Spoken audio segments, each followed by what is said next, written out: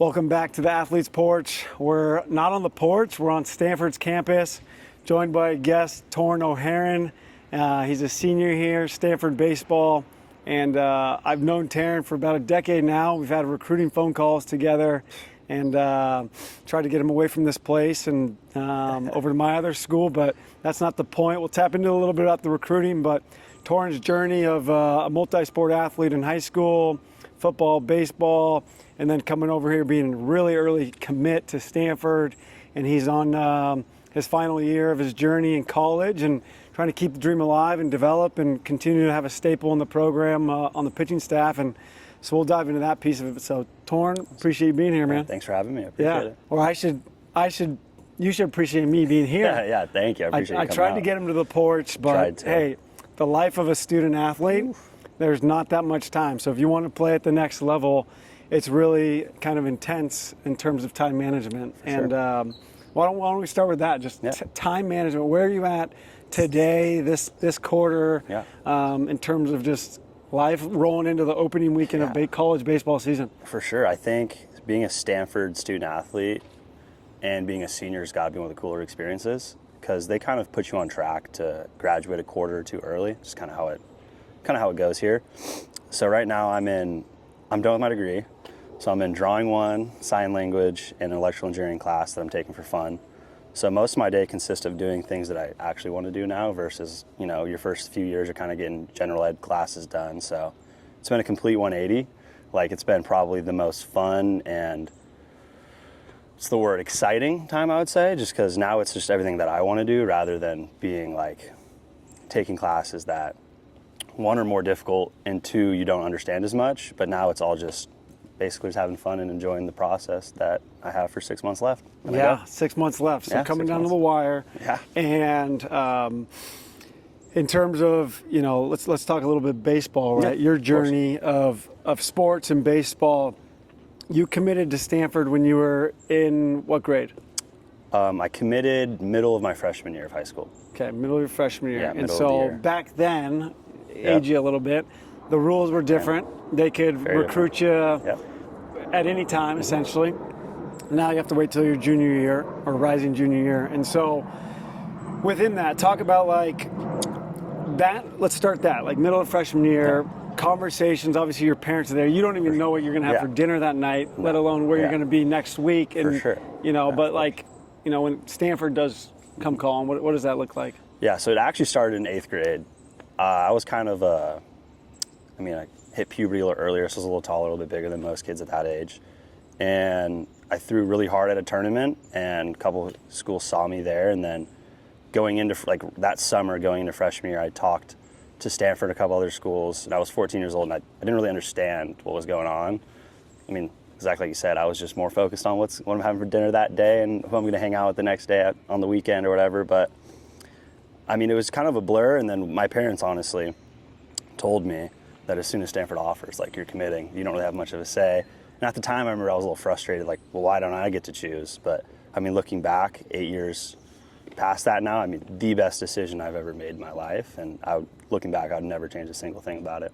Yeah, no, that's good. And we were kind of talking right before we went on, is I personally could say that same thing for my experience at Santa Clara, going to Santa Clara and playing there. And people could say that about whatever level of baseball you play at, about the academic decision, right? And everybody says it's 40-year decision, 40.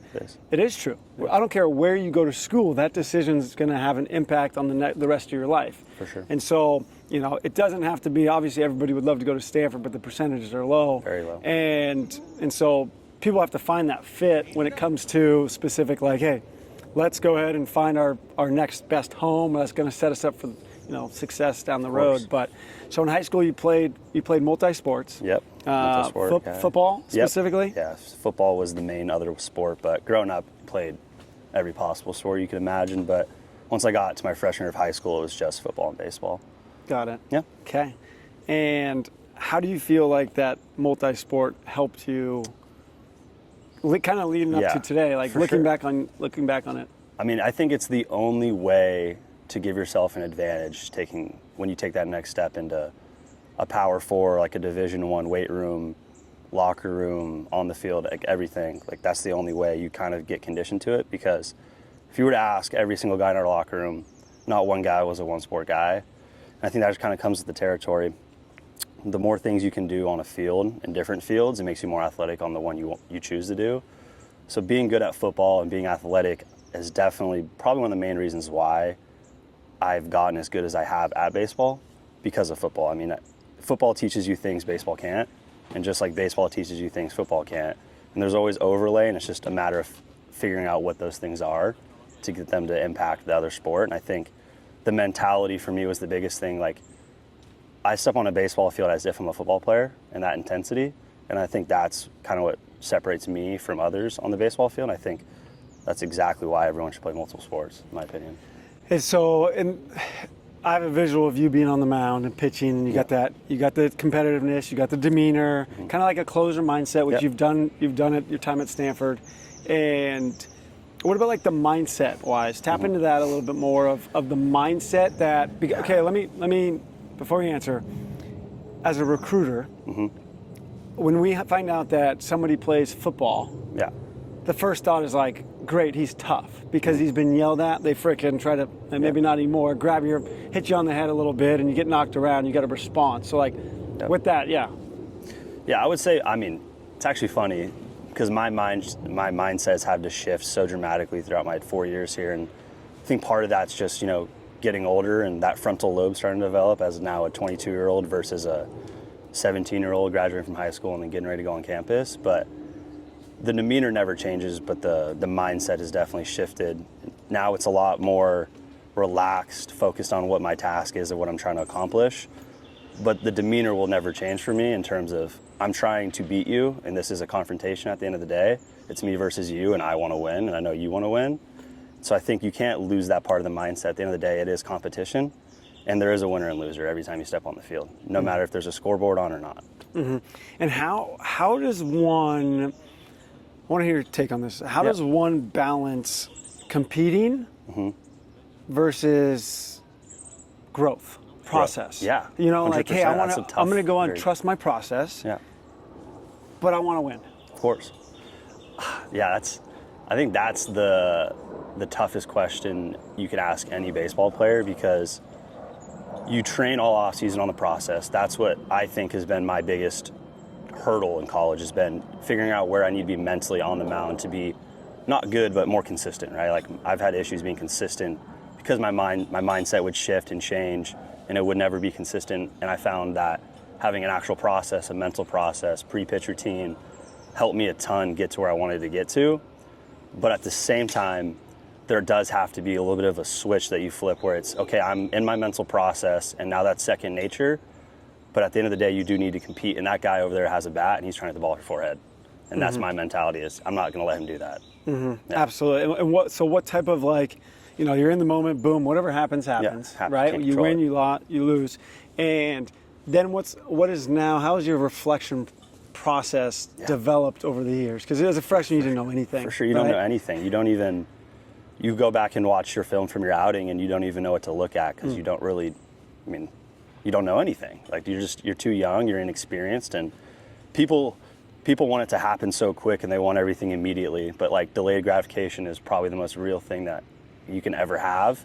And truly understanding like what delayed gratification is, it's like, I'm doing something now, so in 2 years, my future self will be in a much better spot. Yeah. And to get a kid to understand that, it's impossible, but you can keep telling them and trying to guide them on the right path. But at the end of the day, like, everyone's process is going to be different, and what I do is not going to work for the next guy, but the way I got there will work for the next guy. Which is what? Just experience? Experience, and not being afraid of making an intentional adjustments. Whether that's on the field with how you're throwing the ball, whether that's off the field and what you're doing before you go to sleep, making an intentional adjustment to be better, not because you failed and now you're like, oh, I'm scared. It's like, no, okay, well, I didn't succeed. What do I need to do to now be successful going forward? Yeah, go ahead. Yeah, and I think for me that was watching film and like, okay, is that a good pitch? Okay, well, yes, that's a good pitch. Well, why is it a good pitch? What's it going to do to set up the next pitch? And then you start to go down the rabbit hole of, oh, now I'm creating an actual process day in and day out that I can do. So when I do step my right foot on the rubber, I'm falling back on my training rather than trying to live up to the moment. Because you're not gonna rise to the occasion. You fall back to your training. 1,000%. Yeah, and once your training has become routine and your process and your mind are all in sync, now you can truly compete against the guy that's standing in front of you. Absolutely, and it takes a while to. It takes a lot working on it. Yeah, it takes a lot of ass kicking to get to figure that out. And you got to get beat up pretty good. And I think, I mean, I've talked to big leaguers, right? I've known. It's the same conversation. Yep. They've just tried and failed a little bit more than you have. Yeah. Right. They've found different ways to succeed, because this is also something that I think is really important. Is everyone wants to, I'm one thing away. I'm one thing away from being right where I want to be, and it's like, it's not how that works. It's a constant evolution. You're constantly changing. You're constantly trying to get better. The minute you say I figured it out is the minute you'll start failing. In the wrong way. In the wrong way, of course. Yes. Yeah. Because that one thing that was helping you that one day, the next day could not work.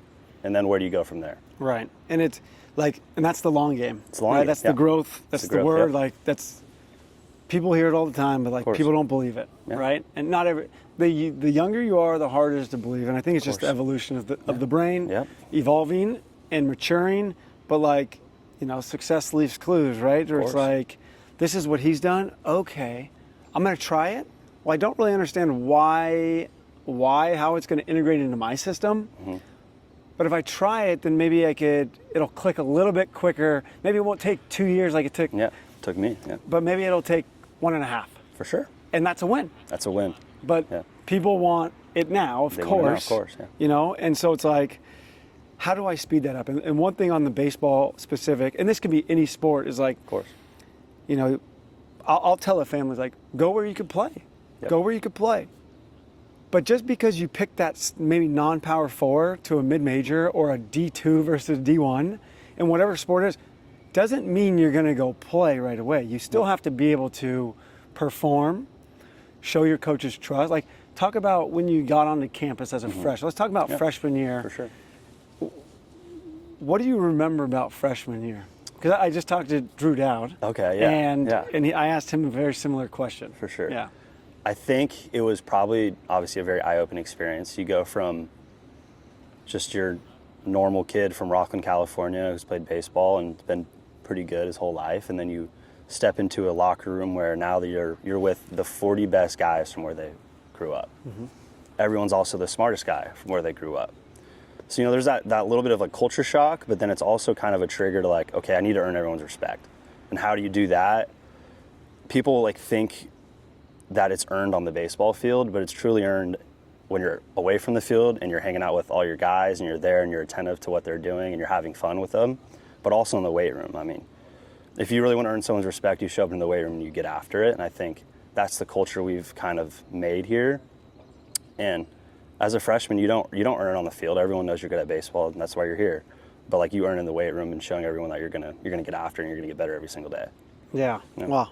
And I think of like, correct me if I'm wrong, but like how you show. It's not how much you lift. No. Just like it's not your performance on the baseball. Yeah. It's about what do you look like pushing, after the lift? Yeah. Pushing, sweating, doing the proper amount of reps, not shortcutting, because you've already been through. You as an upperclassman, you've already been through it, so you know. For sure. Dude, you're not done with that. What are you kidding? That was not 45 seconds. Like, that's not 15 reps. Like, come you're on. only cheating yourself, just making it take longer. And then it cheats the team, and that's the kind of the trust that we're kind of circling back. If you can trust someone in the weight room to put out 90% of their effort every single day, because at the end of the day, you can't max effort every single day. It's not possible. But in the weight room, we kind of have this. In my mind, I see it as like a 90% rule. It's like, get to your 90% threshold every single time you're in here. Yeah. No matter what that weight is, no matter how tired you are, how great you feel, it's like, get to 90% every single day. So when we know we step on the field, we can all trust you to do what you need to do. For sure. And that's your training hard so the game's easier. And of course. Sync to the level you're training. And so the way, and my belief, and I know other coaches think this specifically, like football-wise. Yeah. But like, the culture is built in the weight room. 100%. And so like, on the mental side of it, right? Like, how much does I'm a huge believer in this. So like, how much does the mental side in the weight room translate to the mental side on the field?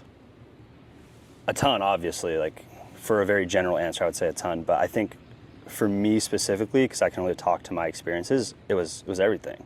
The second you start seeing a lift as, by the end of this, I'm going to be better at one thing, or this is going to make me better. So in turn, when I get on the field, I will be better, is when the lights start to click and things start to connect. But if you're viewing it as, here's lifting, here's baseball, here's this, it's like, no, they're all together. Like, how hard you work in the lift is exactly how hard you're going to work at practice. Mm-hmm. And if you're going to bullshit the lift, you're probably going to bullshit practice. Yeah, you just can't. Yeah. You can't just think you're going to be good on the field and not be good in the weight room, hanging out with the boys, in the locker room. Yeah. It's kind of, you got to do it all. We have a saying, how you do anything is how you do everything.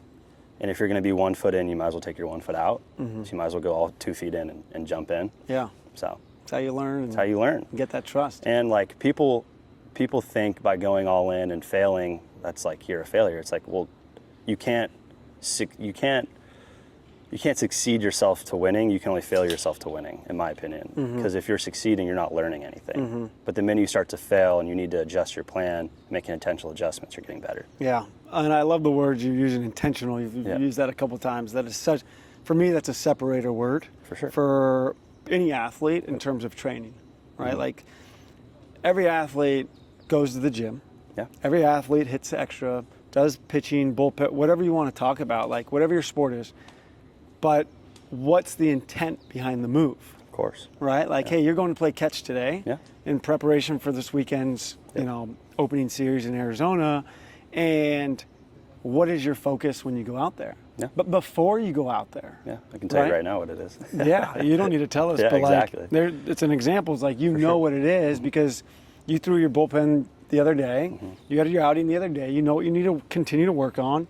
And like we were talking about is like what you are today and tomorrow and this weekend in your outing, whether you dominate or happen to not dominate, it's still going to prepare you for the next one. Yep. Right? And so any thoughts on kind of like that, stacking those? For sure. I used to care a lot about that first outing. It's like, I need to get rolling so that I can be good the whole season. And looking back on my 3 years, I've been amazing out the gate. And I've had like my sophomore and junior, I pretty much had like a 0 ERA through the first month of the season. But you look back at the end of there and you look at your numbers and you're like, oh, wow, I didn't have a good year. And it's like, well, yeah, because you weren't process oriented. My whole goal is I want to look up in the middle of May and be like, I am the best pitcher I've ever been now. Because that's when it matters. Obviously, everyone wants to throw great the entire year, but if you want to, our goal is to go to Omaha, our goal is to win a national championship, and you can't win a national championship in February. You win it in the middle of May. So, absolutely. I think that's such a big growth mindset. Like, sure. It's like, and I put something out the other day. It was like, stop saying opening day is coming around the corner. Cool. Because it doesn't matter. Because we're building up 30 days for one date. Yeah. So we're putting so much emphasis mentally on one date to perform. Yep. Well, what goes up must come down. Of course. And so all of a sudden it's like, okay, it's game 2. Now what? Yeah. Doesn't mean as much. No, exactly. And like, if you could have the mindset, that is exactly, I've said that before, but it's like, let's try to be really good, be the best version of yourself on June 1st. Yep. Because that's when it matters. Yeah, that's the test. That's the test. That's the test. People don't understand that though, especially as young college athletes that are, I mean, everyone wants to be an All-American. Everyone wants to be the best player in the country, and that's a fact. But if you were to ask those guys who have done that, I can guarantee you their focus was not on opening day. It can't be. Yeah. Because it's such a long season, it's such a long process. To get what you want, you can't worry about the result. You can't worry about what happened in the past. You can't worry about what's happening in the future. Only moment you have is right now, where your feet are and what you're doing at this moment to be better today, tomorrow, and in the future. Absolutely. Yep. And we're on the Athletes Porch right here on Stanford's campus, baby. Subscribe, by the way, subscribe. And so let's think about advice that you can give to your younger self, right? Maybe like a 17-year-old, right? You were playing football at the time. Sure. And you got banged up a little bit, so you had to step away. Senior year, you didn't play football, and you're like, I'm going to Stanford, but you still have your senior year of baseball, and it's just like... Yeah, all that. I think, looking back, that was probably the year, or I guess 18 months, where if I could take it back, I would. Out of all the time that I've had at this point as a 22-year-old at Stanford, I would say that time where I got hurt and the time where I stopped football, like I would change a lot of how I went about things in that time. And I think what it really came down to was, what did I care about in the moment, and what was I preparing myself for in the future? And I didn't do the right things. I didn't prepare the right way. I thought by being strong, by throwing the ball hard, that made me good. Mm-hmm. When in reality, if anyone that knows pitching, like those two things couldn't matter less to be a good pitcher. And for me, getting back to your point, I would say the best piece of advice could give to anyone as a 17-year-old looking to play college baseball is be really good at what it takes to be good. Like as a pitcher, can you win a 1-1 count by throwing an off-speed pitch for a strike? Stuff like that. Like obviously it's different based on position, but figure out how to be really good at the little things that will make you good in the future, because everyone's going to throw hard. Everyone's going to have nasty stuff, but it comes down to the people that can execute their plan and execute at what matters in the game are the ones that are really good. And it's been pretty funny. The more guys I've seen pitch in college, the guys I'm most impressed with are the guys that are 90, 92, and they literally can throw the ball wherever they want and make the ball spin however they want. Mm-hmm. And it's not even like a thought, it's come, set, and deliver. Mm-hmm. And those guys, I think, are by far the most impressive to watch. And there's a reason those guys, I'm talking from a coach standpoint, that was good advice. But like from a coach standpoint, okay, game's on the line. Mm-hmm. Are we going to bring in 97 that could walk the guy? Yeah. Or are we going to bring in 90 that we know exactly what we're going to get? Exactly what you're going to get. Exactly what you're going to get. Mm-hmm. And the guy, we watched the World Series, right? And it's like these dudes are these relievers are averaging 95, 96 miles an hour, the bullpen, and all of a sudden, 0-0 slider. Shoot, we're seeing 3-0 sliders, right? Like, and so to the point is like, if you're a young baseball player and you're chasing velocity and you haven't yet developed a foundation of movement and feel of off speed, then you're working backwards, because you're saying that was you. 100%. Yeah, I was the kid that threw hard. Like I always threw hard, but that's all I cared about. Like, oh, if I hit 97 in a game, great outing. But as idiotic as that sounds to say, that's just how I viewed it at the time. And not until I've obviously gotten older that I've realized like that doesn't matter. Like 97 just gets hit just as far if you leave the middle as it does if you throw at 90. And I think being able to develop as a pitcher really comes down to feel for the baseball. And elite throwers usually are shortstops. And I think if you want to be an elite thrower of a baseball and be a pitcher in a Division I Power 4 level, go see how many times you can spin a ball with different spin from shortstop to first base. Can you throw a little baby cutter over to first base? Can you throw a sinker? Can you make one ride? Can you throw a changeup? All based on just being an athlete and being able to flick it over there. That translates a lot quicker than getting on the mound trying to throw as hard as you can. Feel. Feel's the only thing that's important in baseball. Feel, how to manipulate the baseball. Yeah. And so you're saying just, hey, go out to shortstop or during catch play at 100-ish feet. 100 feet. Go out and just how can you spin? Kind of mess around. Can you spin the ball in a bunch of different ways and be able to throw the ball where you want with intent, obviously. And I mean, no matter how hard you throw, if you can throw a sinker down in the zone and then be able to elevate a four seam, it's going to be really hard for hitters to hit, no matter how hard the velo is. Yeah. But it takes an incredible amount of practice and feel to be able to do that, which people don't usually learn or teach, in my opinion, which I think is probably the most foundational piece to being a good pitcher is, can you be a shortstop on the mound? That's what it really comes down to. For sure. Because shortstops, no matter the arm angle or where they're out in the field, can throw the ball to the middle of the first baseman. They have to get there. Have to be able to get it there. Yeah, I remember seeing a visual. I saw some guys practicing after practice at a junior college, and they were taking ground balls, and it was already post-practice. So there was a lot, middle of the season, so they're saving their bullets, essentially. For sure. And they were literally doing they were like Kobe, and throwing it like 40 feet in the air high. See if they can get it. And raindropping it on the guy. That's feel. That's feel. Right? That's a part of it. Is that the best way to do it? Probably not, but if you could do that, then you could probably start working your way. For sure.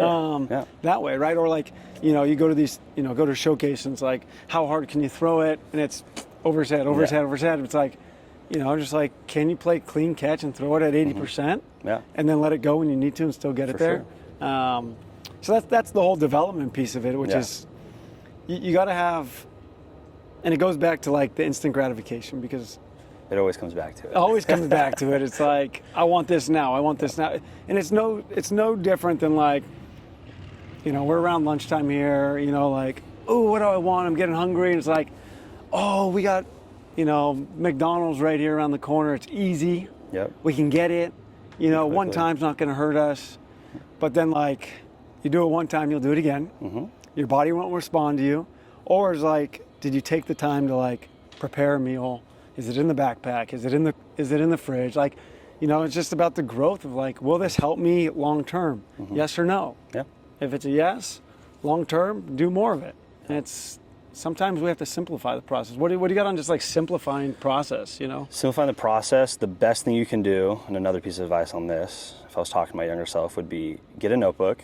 It doesn't need to be like I know it's for guys are, yeah. this is like a black. Yeah, just simple. It doesn't need to Simple. be like I'm writing how I'm feeling down. It's like, no, like write things that you're feeling in the game, but also write things that you know are going to help yourself. Like, is this literally, if you simply write, is this going to make me better? And then you write down that thing that you're doing.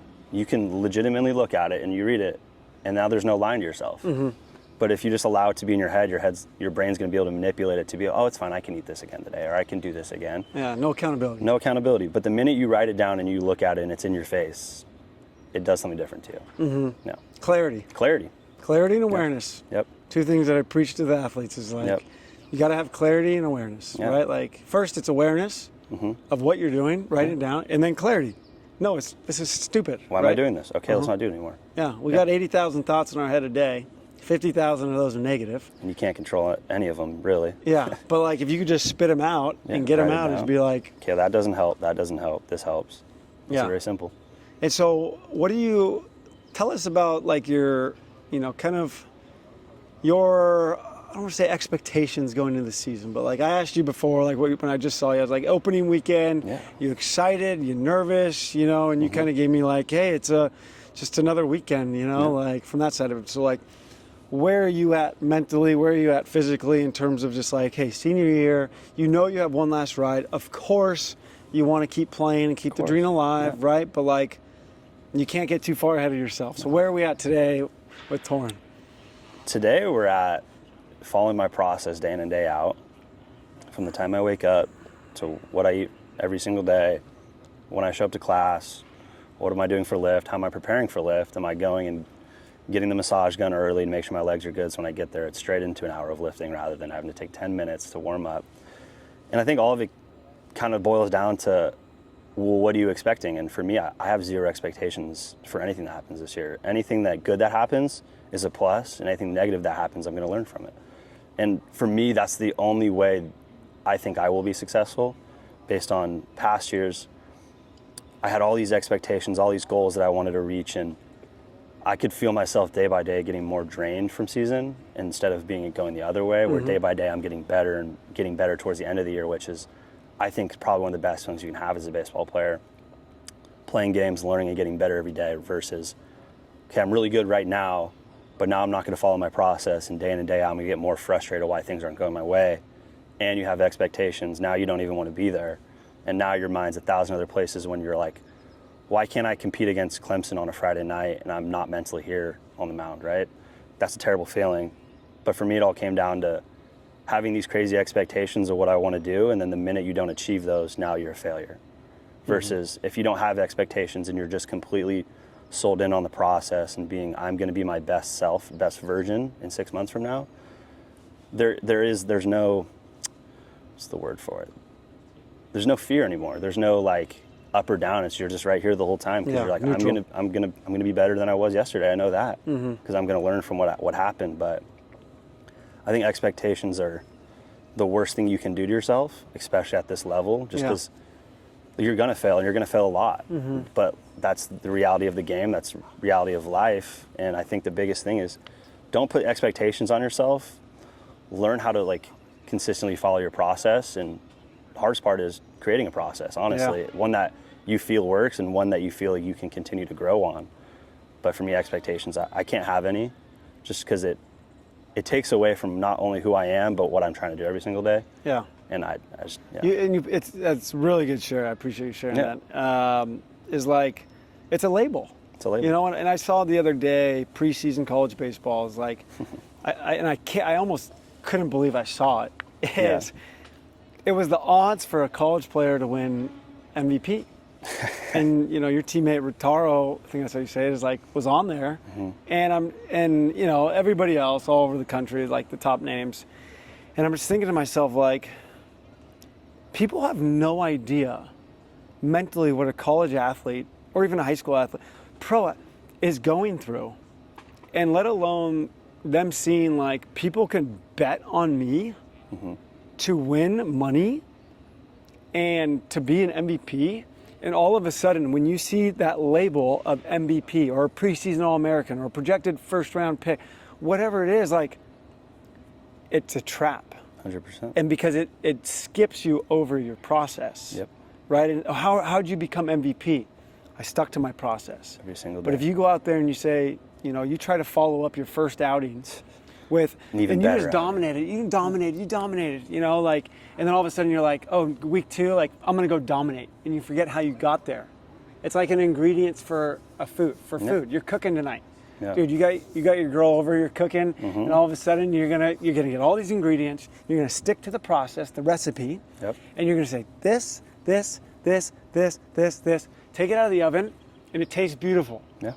But then the next time you're just gonna wing it, and it tastes like crap. Yeah.